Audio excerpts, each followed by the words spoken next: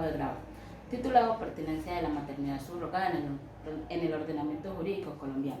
Como todos sabemos, Colombia es un país que se ha caracterizado porque en algunos temas de relevancia jurídica presenta un panorama de ausencia de ley, por lo que es necesario acudir ante diferentes fuentes como lo es la doctrina, jurisprudencia o en muchos casos al derecho comparado. Esto para resolver las problemáticas que surgen a raíz de estas actividades, como es en el caso de la maternidad subrogada, la cual hoy en día no cuenta o no existe una regulación y por lo tanto es necesario acudir a la legislación comparada.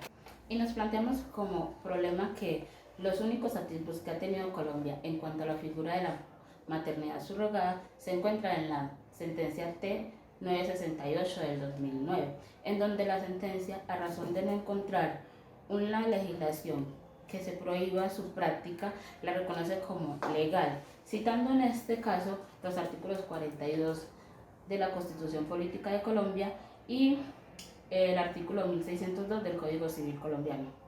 Es por esto que surgió la pregunta problematizadora: ¿por qué la maternidad subrogada debe ser implementada en el ordenamiento jurídico? Bueno, esto teniendo en cuenta que en Colombia existe un limbo jurídico frente al tema, donde se pueden encontrar diversas posiciones sobre la legitimidad o licitud existente en el alquiler de vientre. Es por el cual reduce a la posibilidad de que los contratos de maternidad subrogada se puedan encontrar derechos constitucionales, contrariar con los derechos constitucionales. El estudio de diversas instituciones jurídicas en países respecto a la legitimación en materia de subrogación de vientres. Entre los antecedentes científicos tenemos que en tiempos remotos ya se había comenzado a hablar del método de reproducción humana, tal y como es el caso de la esposa de Enrique XIV de Castilla, Juana de Portugal, quien se inseminó en 1785. Esta técnica se volvió a usar en 1890 y 1954, donde un donante de semen congelado al interior del útero de una mujer. Sin embargo, la maternidad subrogada tiene su origen en Estados Unidos, en el año 1975, donde el periódico publicó un anuncio solicitando una mujer para inseminarla a cambio de una contraprestación económica. Como objetivo general tenemos analizar los conceptos normativos y jurisprudenciales, tanto nacionales como internacionales, sobre la maternidad subrogada que sean de aplicación en el ordenamiento jurídico colombiano. Entre los específicos, explorar conceptos legislativos y jurisprudenciales sobre la maternidad subrogada en Colombia. Maternidad subrogada en la legislación internacional y que puedan ser aplicadas en Colombia. Fundamentación teórica. La ley colombiana ante la reproducción asistida.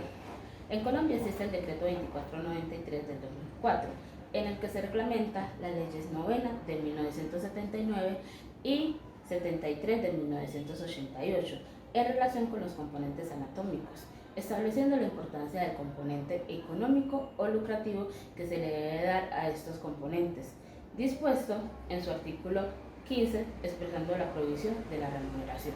En Colombia se tiene el proyecto de ley 202 de 2016, el cual prohibió esa modalidad de contratos toda vez que lo consideraba una trata de personas y una explotación de la mujer con fines reproductivos, que además atentaba contra su dignidad. Consideraron que predominaban los derechos del nasciturus sobre los derechos individuales reproductivos de la mujer y tipificaron la conducta encajándola en el 188A del Código Penal. También se tiene el proyecto de ley 88 de 2017, conocido también como la Ley Lucía, el cual permitió esa modalidad de contratos, pero prohibió el fin lucrativo y la comercialización de gametos. Estableció unos requisitos dentro de los cuales se tiene el consentimiento, el cual debía ser informado, previo, libre y cualificado por cada una de las partes. Establecieron que la afiliación se iba a dar entre el donante y el bebé nacido por técnicas de reproducción humana asistida, pero sin embargo no estableció un procedimiento por el cual se iba a realizar esta afiliación.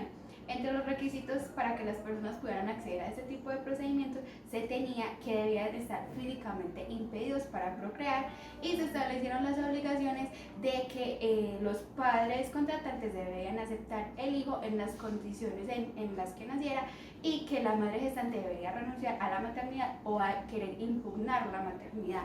También la motivación de estos, con este proyecto de ley, fueron proteger los derechos sexuales y reproductivos de cada persona. Asimismo, el proyecto de ley 70 de 2018 prohibió de igual manera el fin lucrativo porque consideraba que una mamá iba a ser una máquina de bebés y que un bebé iba a ser un objeto de consumo.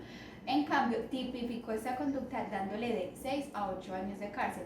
La motivación principal era evitar el tráfico de menores y la explotación de mujeres, pero establecieron también dos requisitos para que las personas pudieran acceder a este, y era el primero que fueran colombianos y el segundo que tuvieran impedimentos físicos para la procreación. Dentro de la jurisprudencia colombiana se tiene un único precedente, el cual está en la sentencia T968 de 2009, en el cual una mujer accedió a realizarse una fertilización in vitro con espermatozoides de un hombre colombiano residente en el extranjero, pero aportando sus propios óvulos. Entre ellos existió un acuerdo verbal, una contraprestación económica y una manutención mensual. Sin embargo, la mujer no cumplió con la obligación de entregar, por eso la Corte examina el caso, determina que efectivamente es un procedimiento que no está prohibido, por tanto está permitido, y que entonces se deben tener en cuenta varios requisitos. El primero es que se deben tener problemas para concebir, no debe existir un fin lucrativo y la persona, la madre gestante, no se puede retractar de la entrega.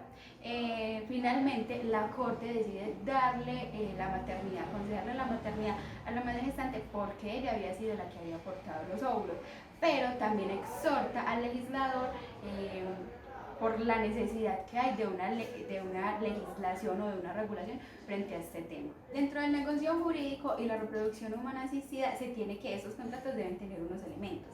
El primero es que las partes son una parte depositante y la otra parte la madre gestante. Debe haber un consentimiento, o sea, un acuerdo escrito en el cual se establezca el tiempo de duración del contrato y las obligaciones de cada una de las partes. Asimismo, se debe pactar las condiciones de la entrega del objeto en cuestión, que sería el menor. Y también se tiene que es un contrato atípico, es decir, es válido por el artículo 42 de la Constitución. Los efectos de este contrato se tienen que actualmente los centros médicos que realizan este tipo de prácticas acuden a procesos de adopción en el cual la madre gestante cede a los padres contratantes la maternidad o la paternidad del hijo que acaba de nacer por medio de las técnicas de reproducción humana asistida.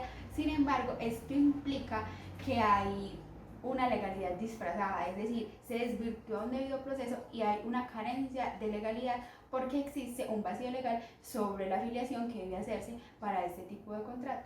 Dentro de lo estudiado sobre el derecho comparado, la doctrina a favor de la aprobación, encontramos que Ucrania, en su Código de la Familia, establece una normativa para este tipo de contratos. Dentro de la motivación que ellos tienen para aceptar este tipo de prácticas se encuentra que es un avance tecnológico y social y que aparte es una técnica que permite la procreación de la familia, pero también establece unos requisitos, entre los cuales encontramos que debe ser una pareja heterosexual, deben estar legalmente casados, debe haber un certificado de la imposibilidad física para concebir, la madre gestante debe gozar de buena salud, se le impone a la madre gestante una obligación de renunciar o se le prohíbe la reclamación de la paternidad.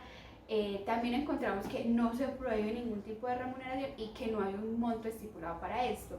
Pero ellos, sin embargo, dentro del proceso de afiliación establecen que el acuerdo debe ser un documento firmado ante un notario y que a este documento se le debe anexar el certificado de nacido vivo y con esto se hará el proceso de afiliación. Canadá también tiene una ley de reproducción humana asistida aprobada en el 2004, el cual tiene unos requisitos y los principales son que deben ser gametos de donantes, es decir, no pueden hacerse con los gametos de la madre gestante y que la madre gestante debe ser una persona mayor de 21 años. Establece también unas previsiones, dentro de las cuales encontramos que no puede haber un fin lucrativo, también prohíben la publicidad o los mediadores en este tipo de procesos, prohíben la comercialización con óvulos y espermatozoides y prohíben los reembolsos o gastos, los reembolsos de gastos o ingresos que se tuvieron por el proceso de maternidad subrogada. Dentro de la tipicidad establecen multas o penas hasta de 10 años. En este caso podemos exponer como ejemplo la situación de Manji en la India, en la que sus padres contratantes se separaron antes de su nacimiento, dejando así un limbo jurídico de quién se haría cargo del menor. En otro escenario podemos observar que los españoles tienen la Ley 14 del 2006, donde se conciben técnicas de reproducción, pero prohíben de manera taxativa la maternidad subrogada. Otro caso que también vale la pena exponer es el caso de Gami, un bebé nacido en Tailandia en el año 2014, por medio de la técnica de maternidad subrogada. Es una noticia que fue de gran impacto a nivel mundial. Una pareja de australianos fueron los contratantes y a los 7 meses de embarazo le pronosticaron a la madre gestante que iba a tener mellizos y uno de estos mellizos venía con síndrome de Down. La solución que plantearon los australianos, los contratantes, era abortar a uno de estos menores. La mujer se negó rotundamente ya que su religión se lo prohibía, dejando así al menor con síndrome de Down encargado de su madre gestante. Y los australianos lo llevaron al otro bebé. Tenemos que tener en cuenta que la madre hacía esto para tener un ingreso adicional porque era una mujer de escasos recursos. Según toda la investigación realizada en el trabajo, en Colombia se podría legislar de manera permisiva y condicional. Por ejemplo, permitirlo con fines netamente altruistas, sin ánimo lucrativo, en casos muy específicos, donde se dé por sentado que no pueden definitivamente procrear. Debe haber una sanción o pena tipificada en caso de incumplir los requisitos que se planteen. Otro de los requisitos es que sea por medio de un contrato solemne, notariado preferiblemente. También se debe instaurar un modelo de proceso de filiación con el fin de que el recién nacido sea reconocido por los padres contratantes al momento de su nacimiento. También se debe hacer con los óvulos y espermatozoides de los padres contratantes, a excepción de que el defecto recaiga de que no pueden concebir precisamente por los óvulos y los espermatozoides. La persona, la madre gestante, debe ser mayor de 22 años. Y los contratantes deben de estar legalmente casados o demostrar la unión marital de hecho. Todo esto es importante porque nos hace caer en cuenta de que Colombia y el mundo está en constante evolución y la legislación debe ir evolucionando con ella y no dando paso a que se hagan estos errores de interpretaciones y de problemáticas.